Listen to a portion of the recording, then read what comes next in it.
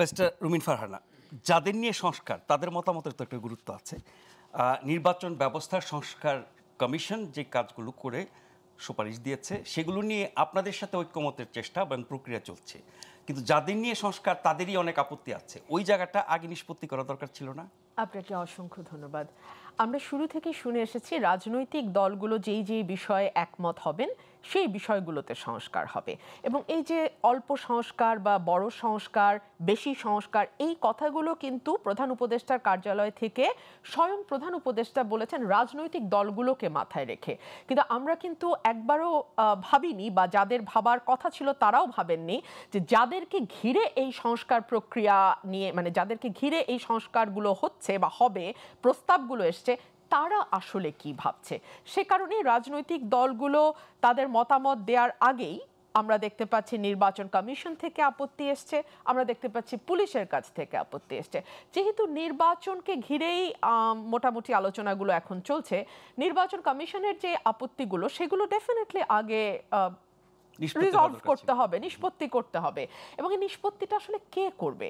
এটা কি রাজনৈতিক দলগুলোর সঙ্গে আলোচনার পরে এটা নিষ্পত্তি হবে, নাকি নির্বাচন কমিশনের সঙ্গে সরকার বসে এটিকে আগে নিষ্পত্তি করবে, এবং যেই বিষয়গুলোতে নির্বাচন কমিশন এবং সরকার একমত হবেন, অর্থাৎ যেই সুপারিশগুলো নির্বাচন কমিশনের সঙ্গে একমত হয়ে ঠিক করা হবে যে না এই সংস্কারগুলো আসলে কমিশনের করতে হবে, সেই বিষয়গুলোর পরবর্তীতে রাজনৈতিক দলগুলোর সামনে রাখা হবে। আমরা এই বিষয়ে স্পষ্ট নই। এক। দুই হচ্ছে, ইতিমধ্যেই যে আমরা রিপোর্টটি দেখছিলাম সেখানে বলা হচ্ছে 14টি দল তাদের মতামত জানিয়েছে, আর 15টি দল শীঘ্রই দেবে। এই 15টি দলের মধ্যে বড় দলগুলো যেগুলো মেজর স্টেক হোল্ডার, বিএনপি, জামাত, তারা কিন্তু কেউ এখনো কোনো মতামত দেয়নি।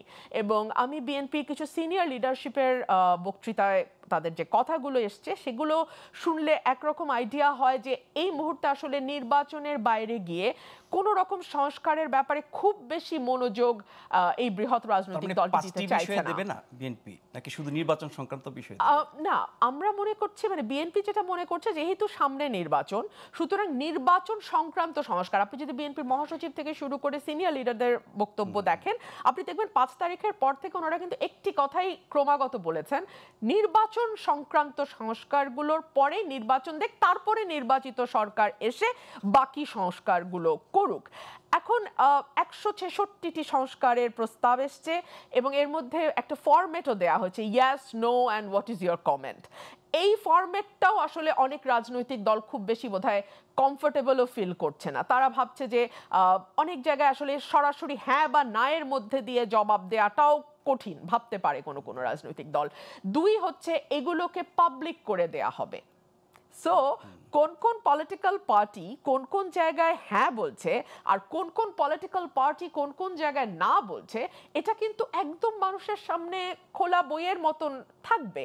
সো সামনে কেউ যদি ক্ষমতায় যাওয়ার পরে তার প্রমিস থেকে বা তার কমিটমেন্ট থেকে সরে আসে, তখন মানুষের কাছে ভোটের রাজনীতি নিয়ে আরেকবার যাওয়াটা তার জন্য ডিফিকাল্ট। কারণ কেউ যদি শেখ হাসিনার মতন ক্ষমতায় থাকতে চায়, that is all together a different story. But আপনাকে যদি মানুষের মুখে ব্যালট আপনি দেখতে চান, সুমনের হেলিকপ্টার গানটার মতো, তাহলে কিন্তু আপনাকে এই জায়গাগুলোতে খুব সাবধানে পা ফেলতে হবে। আপনি কোনটাতে হ্যাঁ বলছেন, কোনটাতে না বলছেন, কেন হ্যাঁ বলছেন, কেন না বলছেন, হ্যাঁ যে বলছেন সেটা আপনি কতটা করতে পারবেন, আদৌ আপনার দ্বারা সেটা সম্ভব কিনা, এত প্রশ্ন আমার মনে হয় বড় স্টেক হোল্ডার যারা, তারা খুব কমফোর্টেবল হবে না। আমি যদি একেবারে নির্মোহভাবে আপনাকে বলি, তাহলে আমার মনে হয় তারা খুব বেশি কমফোর্টেবল হবে না। মানে বাকি দলগুলো দেবে না এরকমটি আশঙ্কা করছেন? না, আমি সেটা বলছি না, তবে কিভাবে দেয় সেটাও দেখার বিষয়। কারণ ইতিমধ্যে হ্যাঁ নার বিষয় নিয়ে একটি আপত্তি এসছে বড় দলগুলোর কাছ থেকে, তারা কিভাবে দেয়, কোন ফরম্যাটে দেয়, এগুলো বিষয়।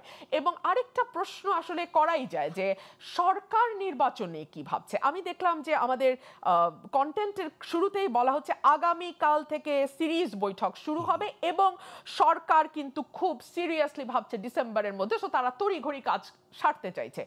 সত্যি কি সরকার ডিসেম্বরে নির্বাচন চাইছে? প্রধান উপদেষ্টা তো বারবার বলছেন। প্রধান উপদেষ্টা কি ডিসেম্বর বারবার বলছেন?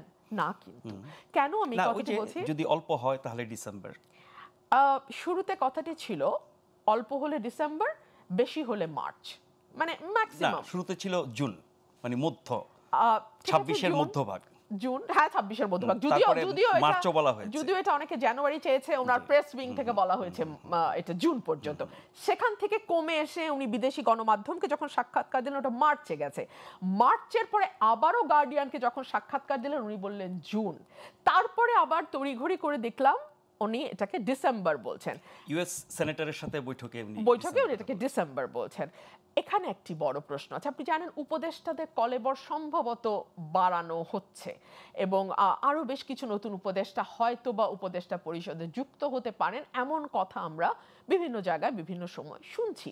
এই সময় উপদেষ্টা কলেবর বাড়ানো কিংবা ওনার অ্যাসিস্ট্যান্সের জন্য আরো নতুন মানুষকে যুক্ত করা এই পরিষদে, সেটা কিন্তু এক ধরনের ইঙ্গিত দেয় যে বিষয়টি এত দ্রুত যদি হবে বলে আমরা মনে করি যে আর মাত্র 6 মাস 7 মাস পরেই আমরা একটি নির্বাচন পেতে যাচ্ছি, বিষয়টি তেমন নাও হতে পারে। এর বাইরে দেখেন অনেকগুলো আনরিজলভড কোয়েশ্চেন রয়ে গেছে। এক হচ্ছে আমরা দেখছি আমাদের নতুন যেই ভাইরা নতুন দল করেছেন, আমার সেই ভাইরা বলছেন বিচার শেষ হওয়ার আগে কেউ যেন নির্বাচনের নাম মুখেও না নেয়। ঠিক আছে, সেটা নিয়ে সমালোচনা হচ্ছে একজনের বক্তব্য, পুরো বক্তব্য। দলের অবস্থান তো সেটা না। আবার পুরো দলের অবস্থান না সেটাও কিন্তু তারা কেউ বলেননি, স্যাররা বলবেন, কিন্তু দলের অবস্থান না এটা কিন্তু দল থেকে বলা হয়নি।